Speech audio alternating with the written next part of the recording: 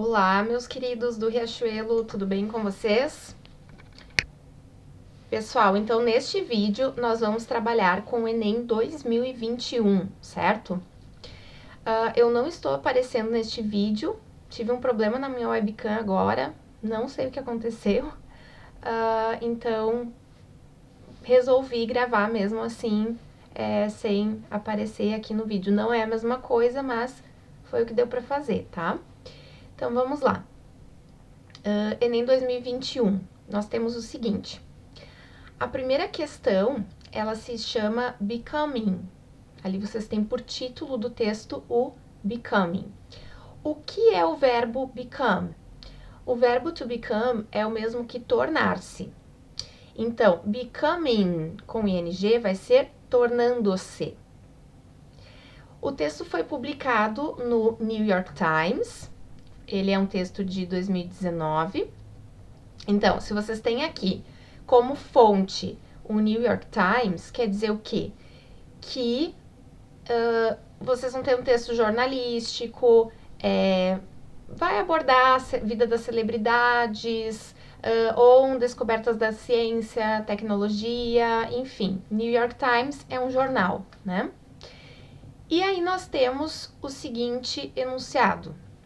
A crítica do livro de memórias de Michelle Obama, ex-primeira-dama dos Estados Unidos, aborda a história das relações humanas na cidade natal da autora. Nesse contexto, o uso do vocábulo unthinkable ressalta que... Então, aqui,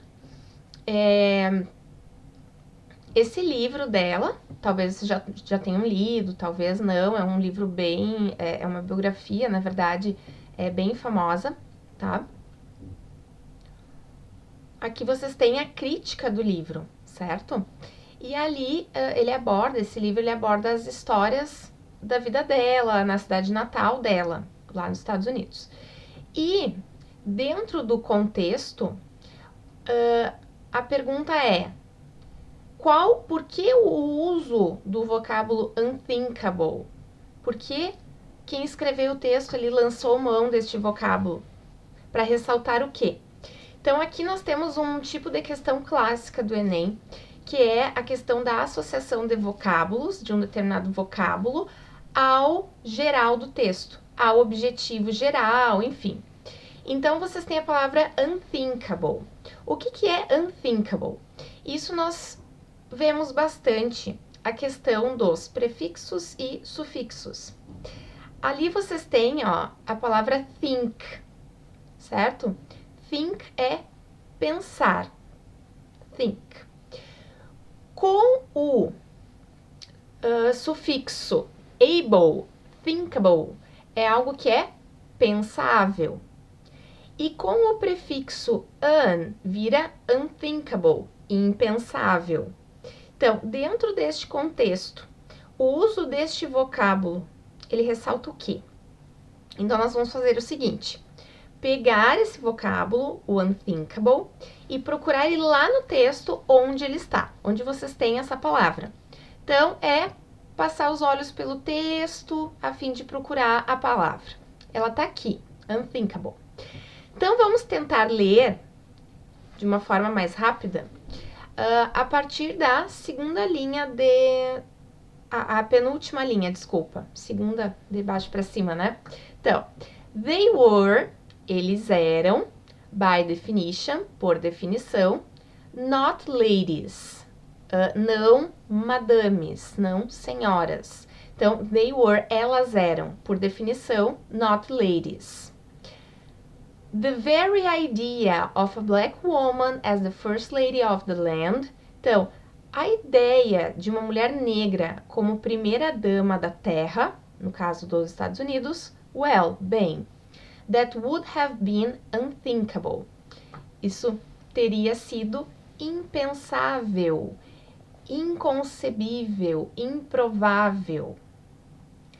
Então, o que esse vocábulo está fazendo ali? Ele está ressaltando o quê? Aí vocês têm letra A. A ascensão social era improvável. B. A mudança de nome era impensável. C, a origem do indivíduo era irrelevante. Letra D, o trabalho feminino era inimaginável. E letra E, o comportamento parental era irresponsável. Pensem, quando nós temos o seguinte, a mínima ideia, a vaga ideia de uma mulher negra como primeira-dama teria sido algo improvável, impensável. Então, o que esse unthinkable ressalta? Letra A, que a ascensão social era improvável. Então, naquela época, naquele contexto, aqui vocês têm, ó, Texas, tá? Naquela região ali dos Estados Unidos. Pensem naquela fase ali, ó, anos 70. Como é que estava a situação das questões raciais dentro dos Estados Unidos? Muito preconceito com a população negra. Era uma sociedade extremamente preconceituosa, tinha muitos problemas ali. Então, a questão do unthinkable, algo impensável, que era o quê? Uma mulher negra. Imagina lá nos anos 70, se eles iriam imaginar que uma mulher negra poderia se tornar a primeira-dama dos Estados Unidos, né? Isso seria impensável. Então, por isso que essa questão, né, a questão da improbabilidade de uma mulher negra poder ascender socialmente, ok? Agora, número 2. Nós temos ali um cartoon. Temos a imagem e apenas 2 linhas para leitura, bem tranquilo. Sempre assim, quando nós tivermos linguagem verbal e não verbal, associem. Então, a linguagem não verbal, ali no caso, vocês têm talvez um casal, amigos, colegas de trabalho, enfim, estão conversando, mas nós não temos muitas pistas, assim, sobre o que eles estão falando, qual o contexto, né? Eles estão na rua ali conversando. Não há, assim, vocês não têm a ideia de se eles estão felizes, tristes, como eles estão, né? E ela diz assim: My desire to be well informed is currently at odds with my desire to remain insane. Desculpa, to remain sane. A expressão aqui que nós vamos focar é formada por 3 vocábulos, que é at odds with. At odds with é o mesmo que algo estar em conflito. Quando 2 coisas estão em conflito, at odds with. E vocês têm o seguinte, o meu desejo de estar bem informada, ou bem informado, está constantemente em desacordo com o meu desejo de permanecer sã. Então, há digamos, uma briga, uma discordância entre o desejo desta personagem de estar bem informada e o desejo de permanecer sã. At odds with. Fica em desacordo, essas 2 ideias aí elas brigam. E aí, no enunciado, nós temos o seguinte, a presença de at odds with, então a presença dessa expressão, na fala da personagem do cartoon, revela. Então, o que isso aí está revelando? O que traz? Necessidade de acessar informações confiáveis. Percebam, gente, associação de vocábulos. Associar o vocábulo, determinado vocábulo, com o geral. Então, dificuldade de conciliar diferentes anseios, é a letra B. Ela tem 2 anseios, ó, desejo, desire, certo? De estar bem informada e de permanecer sã. E esses 2 anseios, esses 2 desejos, eles entram ali em conflito, ok? Então, por isso a presença dessa expressão at odds with, que seria em desacordo com, em conflito com. Number 3, exterior, between the museums, they. Então, entre museus, between the museums. Aqui vocês têm o Before Sunrise, screenplay. O que é um screenplay, gente? É um roteiro, certo? Screenplay. Before Sunrise seria aqui o nome do filme. E aí vocês têm falas de duas personagens, da Celine e Jess. Na verdade, Jess só falou muito pouco, ela só um adjetivo ali que ela usou para fazer uma pergunta. E o enunciado é o seguinte: considerando-se o olhar, ali é o olhar, certo? O olhar, não o olhos. Foi um erro da prova mesmo. O olhar dos personagens, esse trecho do roteiro de um filme permite reconhecer que a avaliação sobre um lugar depende do ou da. Então, a avaliação de um lugar é o que você pensa sobre aquele lugar. Quais são as tuas impressões, né? Isso depende do quê?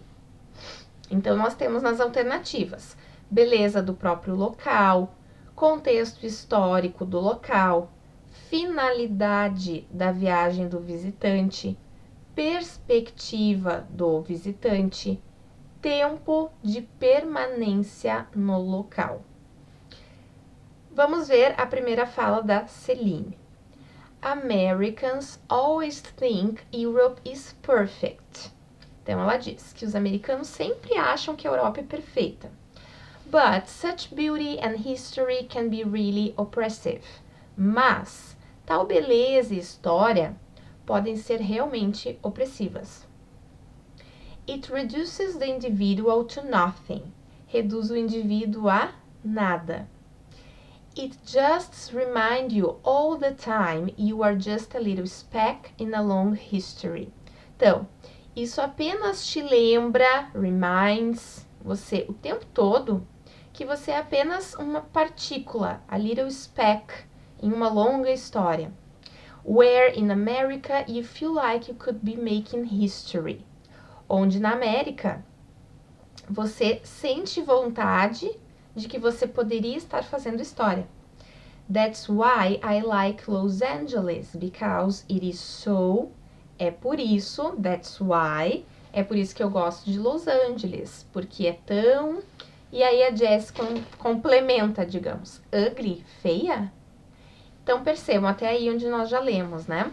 A Celine diz que os americanos acham a Europa perfeita, que eles supervalorizam a Europa, né?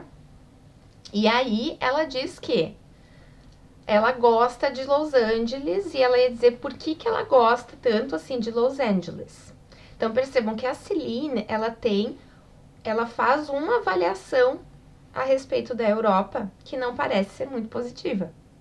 E a Jess, ela complementa ali quando ela vai falar sobre Los Angeles, dizendo que Los Angeles é um lugar feio, uma cidade feia. Então percebam que a Jess, ela tem uma opinião ruim de Los Angeles. E a Celine continua. No, I was going to say neutral. Não, eu ia dizer neutra. It's like looking at a black canvas. É como olhar uma tela em branco. I think people go to places like Venice on their honeymoon to make sure they are not going to find for the first 2 weeks of their marriage, because they will be too busy looking around at all beautiful things. Então, continuamos. Eu acho que as pessoas vão a lugares como Veneza, nas suas luas de mel, luas de mês, enfim, honeymoon, to make sure, para ter certeza de que eles não vão brigar pelas primeiras 2 semanas do seu casamento, porque eles estarão muito ocupados olhando para todas as coisas lindas. That's what people call a romantic place. É o que as pessoas chamam de um lugar romântico. Somewhere where the prettiness will contain your primary violent instinct. Então, um lugar onde a beleza irá conter o seu instinto violento primitivo. A real good honeymoon spot would be like somewhere in New Jersey. Um spot é um lugar, um ponto. Então, um lugar para lua de mel realmente bom seria como algum lugar em New Jersey, em Nova Jersey. Então, se vocês perceberem, Celine tem uma ideia da Europa, de que a Europa é super valorizada. A Jess já acha Los Angeles um lugar feio. Então, a avaliação de um lugar depende do quê? Da perspectiva do visitante, ali na letra B, tá? É o que a pessoa tem em mente, as impressões dela, a perspectiva dela. Ali considerando o olhar dos personagens, ok? Agora nós temos a number 4, British. The British serves 60 million. The British, o título ali daquele poema trata da questão da formação do povo inglês. Vocês têm um poema, dá pra ver que é um poema, porém, dentro deste poema, o autor ele recorre a características de um outro gênero textual. Que gênero textual é esse? Receita, receita de comida. É esse outro gênero textual que ele recorre para evidenciar o quê? Então, assim, ó, eu vou ler uma parte com vocês só para vocês entenderem por que eu estou dizendo que esse autor ele recorreu a características de outro gênero textual. The British serve 60 million. Então, os britânicos servem 60 milhões. Take é o verbo pegue. Take some, alguns. Picts, Celts and Silures. Alguns povos ali. And let them settle. E os deixe se estabelecer. Sabe quando a gente fala deixa descansar para uma massa de bolo, alguma coisa assim, uma massa de pão? É tipo isso que ele quis dizer, sabe? Deixa eles se assentarem ali, ficarem um tempo, né? And let them settle. Ali o them, no caso, refere-se aos povos. Then, depois, overrun them with Roman conquerors. Overrun, invada-os com conquistadores romanos. Então, percebam, o autor ali usa verbos no imperativo para mandar dizer o que você tem que fazer. Numa receita é assim também. Então, pegue alguns Picts, Celts and Silures, os deixe se estabelecer e depois invada-os com conquistadores romanos. Remove the Romans after approximately 400 years. Remova os romanos após aproximadamente 400 anos. Add lots of Norman French to some Anglo-Saxons, Jutes and Vikings. Then stir vigorously. Então, adicione muitos Norman French, alguns Anglo-Saxons, Jutes and Vikings. Then, depois, stir vigorously. Stir é o mesmo que mexer. Mexa vigorosamente. Então, aqui, esse autor, ele quer evidenciar o quê? A riqueza da mistura cultural, um legado de origem geográfica, um impacto de natureza histórica, um problema de estratificação social ou a questão de intolerância linguística. Ali ele fala sobre a riqueza da mistura cultural. Por quê? A formação ali dos britânicos, ela foi formada, no caso, por muitos povos distintos, em muitos anos, em anos e anos e anos de história. E é essa riqueza que ele quer evidenciar, a riqueza de cultura, quando são misturados tantos povos. Peguem o Brasil, por exemplo. O Brasil tem todos os povos, né? É uma terra de todos os povos, então é uma terra muito culta. É um povo, assim, de muita cultura, muita riqueza cultural, né? E ele continua ali falando como se fosse uma receita mesmo, tá? Marcamos a letra A. Agora vamos para o número 5. We are now a nation obsessed with the cult of celebrity. Comecinho do texto.